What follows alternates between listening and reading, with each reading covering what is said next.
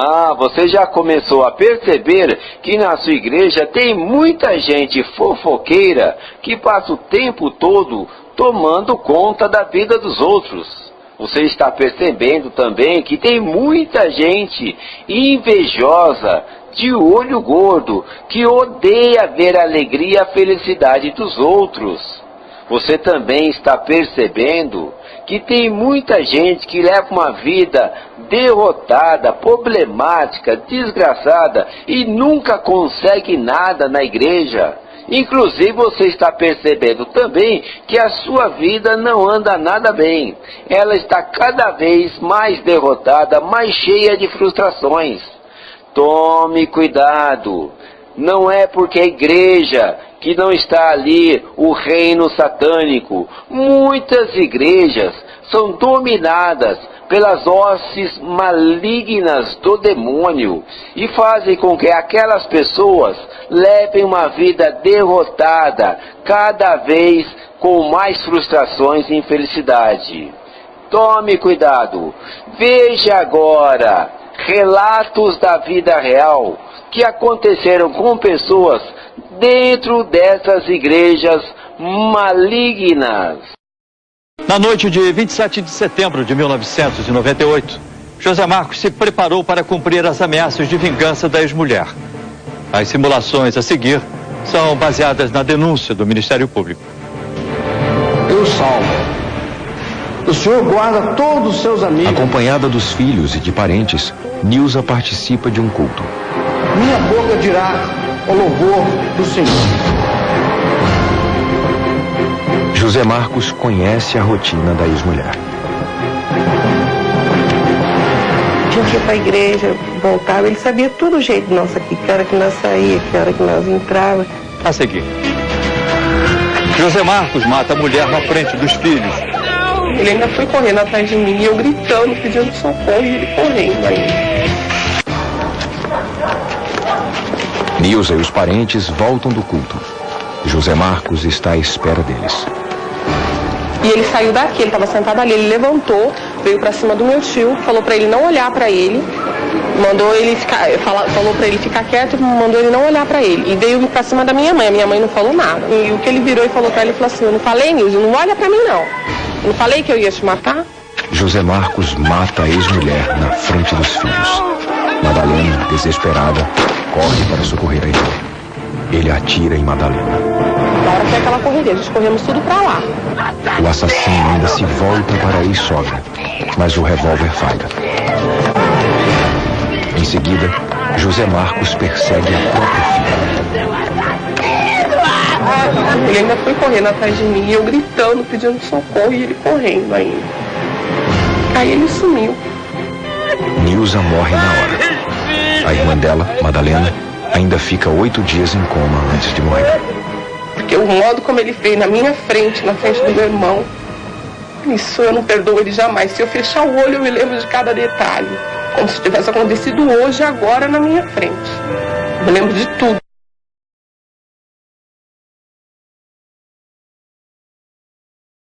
Os culpados pela fuga ainda estão sendo investigados. Carlos tinha sido preso em flagrante em janeiro deste ano, depois de disparar contra a mulher Oséia e a irmã dela, Angelita. Oséia sobreviveu, mas Angelita morreu, na véspera do seu aniversário. Ela completaria 29 anos de idade. Oséia, 17 anos, e Carlos, 32, se conheceram numa igreja evangélica em junho de 1998. Oséia era uma evangélica fervorosa, que costumava rezar e ajudar doentes em hospitais. Celebrai com júbilo ao Senhor todos os moradores da terra. Aleluia! Serviram o Senhor com alegria e apresentados a Ele com um canto. Aleluia! Carlos se mostra um rapaz sério e religioso e diz ter um sonho. Nós, que nos fez povo e ovelhas do seu pasto. Aleluia! Carlos passou a frequentar a casa de Oséia, que nunca tinha namorado ninguém e ainda era virgem. Ela acreditava em tudo o que ele dizia. Confiava tanto em Carlos que acabou convencendo a família dela de que ele era o marido ideal. Oséia e Carlos se casaram numa igreja evangélica. O padrinho de casamento era o sobrinho de Carlos, Marcelo Santana. Hoje, Marcelo é acusado de ser cúmplice do crime. O casal foi viver numa casa no mesmo terreno onde moravam os pais de Oséia, mas logo Carlos se desentendeu com uma das irmãs dela e eles se mudaram para uma casa alugada. Em pouco tempo, Oséia percebe que Carlos não é o marido que ela tinha imaginado.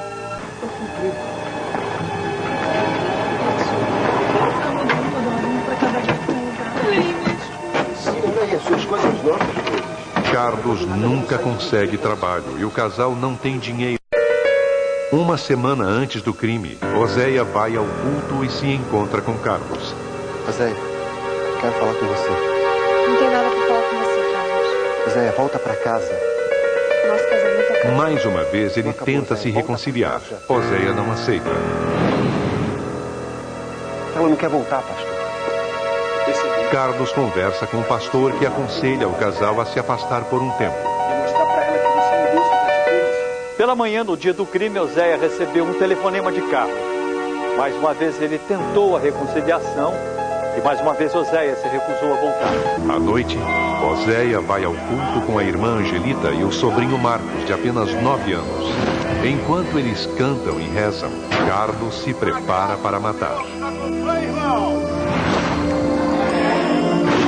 O culto termina. Oséia, Angelita e Marcos voltam para casa. Daqui a pouco. Doente e desamparada, Oséia ainda vai sofrer com a loucura de Carlos. O sobrinho de Carlos, Marcelo, pega o tio em casa.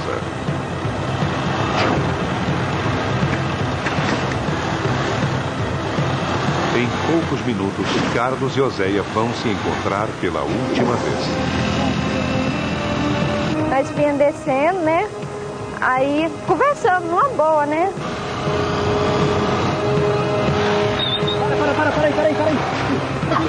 Carlos dispara 3 tiros contra a mulher para quem ele transmitiu o vírus da AIDS.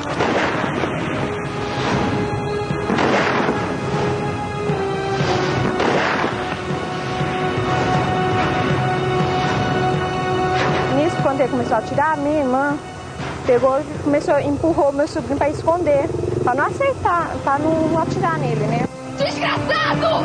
Angelita tenta salvar a irmã Oséia.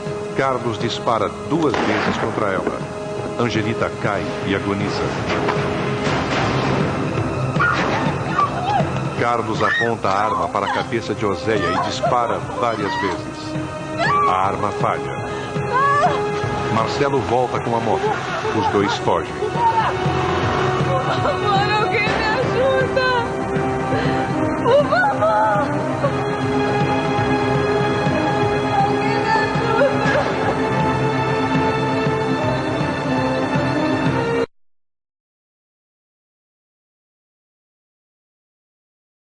Deus, Carlos e Evandro resolveram entrar para uma igreja evangélica que ficava perto da casa deles. Depois de 8 anos de relacionamento, a harmonia entre os dois parecia perfeita. Esta era a Igreja Batista 26 de Setembro, frequentada pelo casal. Nela, um jovem pastor era um exemplo de fé e respeito pela união da família. O pastor é este homem, Paulo Augusto dos Santos, que na foto está ao lado de Carla. Apesar da pouca idade, o pastor Paulo era muito respeitado. Qualquer que olhar para uma mulher com intenção impura no As pregações do pastor Paulo emocionam os fiéis que creem estar diante de um homem santo e iluminado. Entre eles está o casal Carla e Evandro.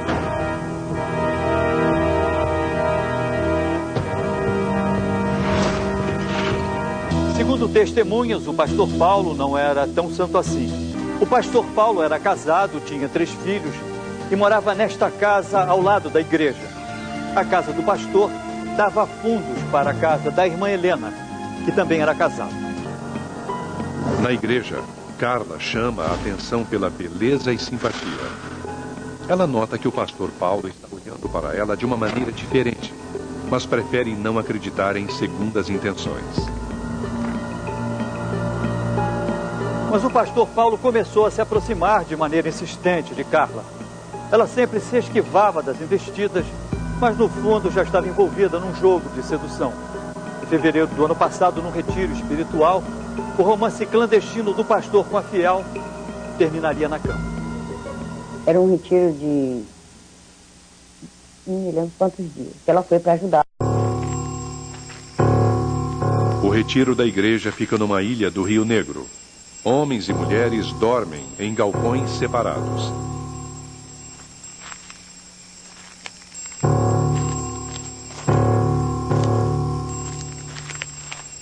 Na segunda noite, Carla é surpreendida por uma visita inesperada.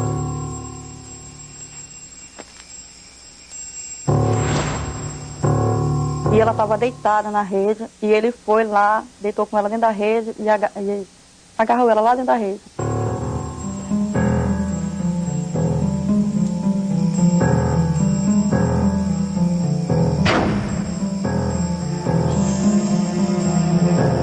Carla, a princípio, reage assustada, mas acaba se entregando ao pastor Paulo.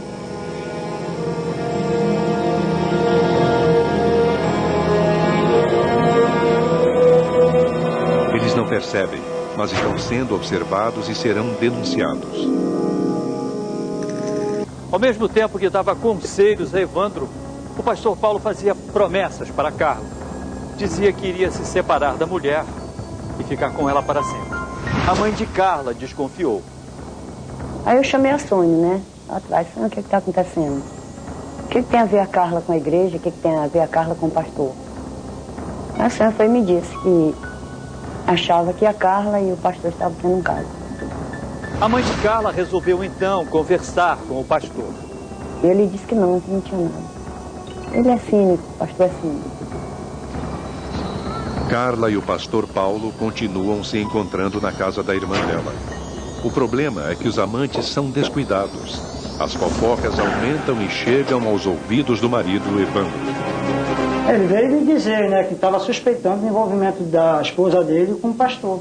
Eu perguntei, olha, Carla, em nome de Jesus Cristo, eu te peço que você confesse se você está realmente tendo algum caso com o pastor Paulo. Ela parou, pensou, né, e começou a chorar. Wilson Cordeiro procurou o pastor Paulo, mas ele negou tudo. Revoltada, Carla fez chegar até as mãos de Wilson uma carta de amor escrita pelo pastor Paulo. Simone estava com uma carta que era que o pastor tinha enviado para Carla. Então, nessa carta eu lendo, nesse momento até chorei, né? Eu digo, olha, então já está decidida a reunião, vamos lá, não custa nada. A diretoria da igreja evangélica se reúne. Carla sabe que chegou o momento de contar toda a verdade ao marido. Evandro, surpreendentemente, se mostra compreensivo.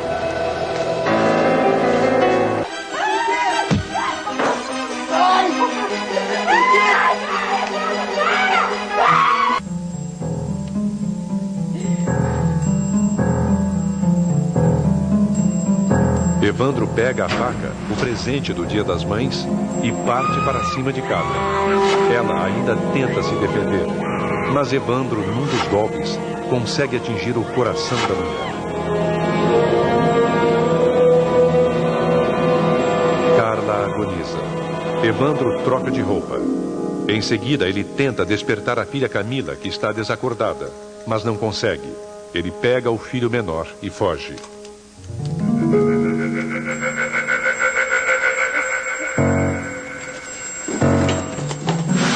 Depois de esfaquear a mulher, Evandro resolve deixar o filho no bar do seu Manuel. Evandro diz que vai chamar uma ambulância, mas na verdade ele vai fugir.